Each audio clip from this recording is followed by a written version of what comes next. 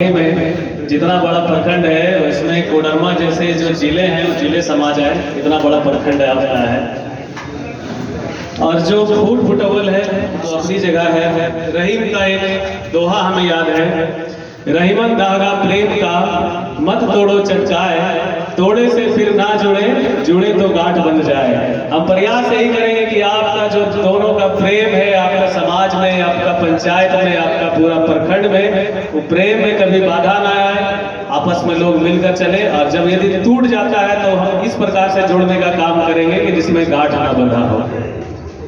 आज मंच पर उपस्थित यहाँ पे हमारे तमाम प्रखंड अध्यक्ष, सरिया के साथी, बगोदर से आए हुए तमाम साथी, बेंगाबाद से आए हुए तमाम साथी, गांडे प्रखंड से आए हुए तमाम साथी, सभी का हम मंच से हार्दिक अभिनंदन करते हैं।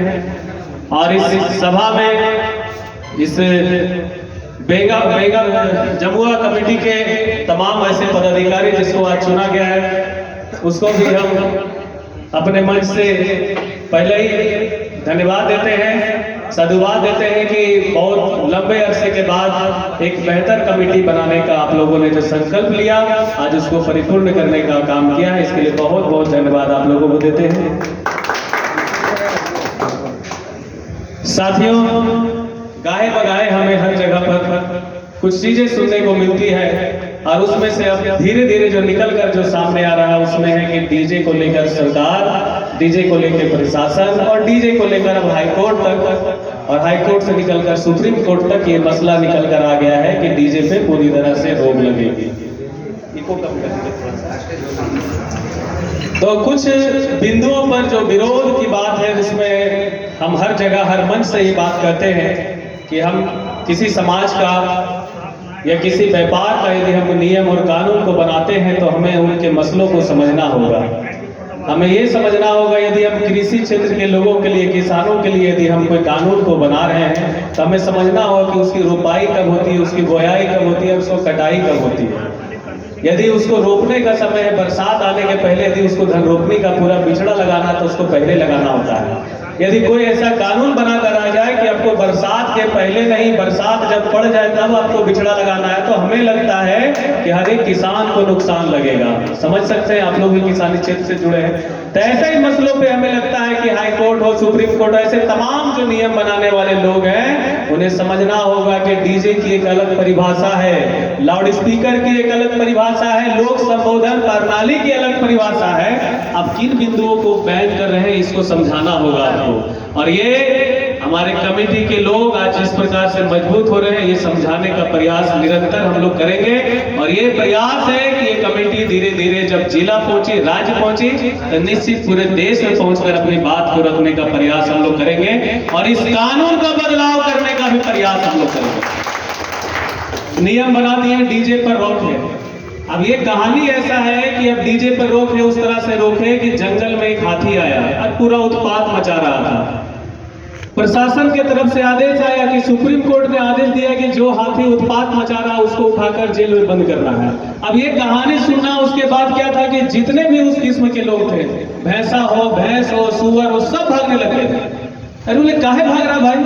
बोले ये आदेश आया है कि जो भी है उत्पात मचा रहा है उसको बंद किया जाएगा। तो उसमें से एक आदमी ने पूछा, अरे तो तुम लोग काहे भाग रहा है? तो ये बात जब भैंस से पूछा गया कि आप काहे भाग रहे हैं, तो ये बात उनको कहता है कि हम इसलिए भाग रहे हैं कि हाथी की जगह यदि हमें पकड़ लिया तो हमको ये साबित करने में वर्षों लग जाएगा कि हम हाथी नहीं भैंस हैं। और ये सुप्रीम कोर्ट के लोगों को समझना होगा कि हम जो बजा रहे हैं वो लाउड स्पीकर है, ना कि डीजे है। यदि उत्पात मचाने वाले लोग हाथी है और आप पकड़ के हमारे जैसे लोगों को अंदर करिएगा, हमारे लोगों का रोजगार को खा जाइएगा, हमारे लोगों के ऊपर कार्रवाई करिएगा, हर मुकदमा फंसाइएगा, हर समय बैन करिएगा, तो हमारे रोजी रोजगार को कौन देखेगा?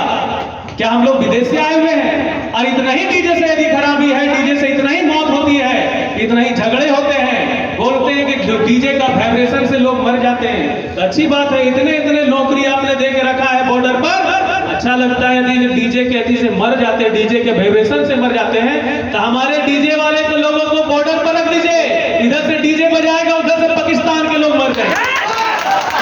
लेकिन ये काम नहीं होगा।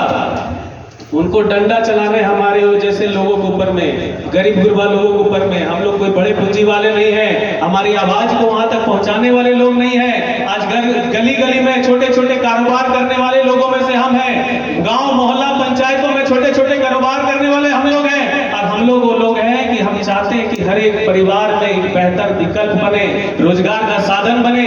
आज हर एक डीजे वाला अपने साथ छोटे छोटे लोगों को रोजगार देने का काम करता है। 500 रुपए रोजगार, एक दिन में 500 रुपए का दिहाड़ी मजदूर हम लोग जिस प्रकार से मनरेगा में मिलता है 200 मिलता है, लेकिन हमारा ही डीजे वाला एक ऐसा रोजगार है जो 200 नहीं कम से कम 500 रुपए एक व्यक्ति को देता है अपने काम कराने के लिए। तो ऐसा कौन सा रोजगार है? और आपको उस रोजगार के लोगों के ऊपर इतना तकलीफ है कि आप हर समय हर त्योहार में, जब हमारी काम आने का बारी आएगा, जब डीजे लगाने की बारी आएगी, पर्व त्योहारों में बैल लगा दीजिएगा, कहीं जुलूस है प्रोसेशन है बैल लगा दीजिएगा, तब हमारा रोजगार चलेगा कब?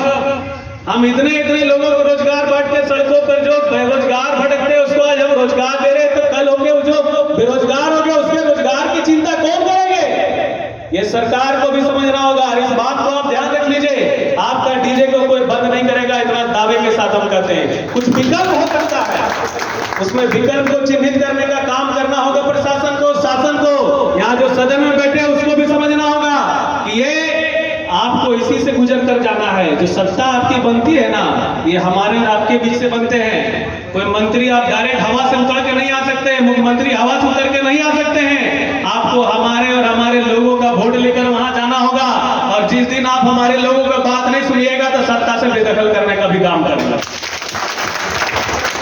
यहाँ पे आए हुए ऐसे तमाम साथी जिनके पास हो सकता है कि 107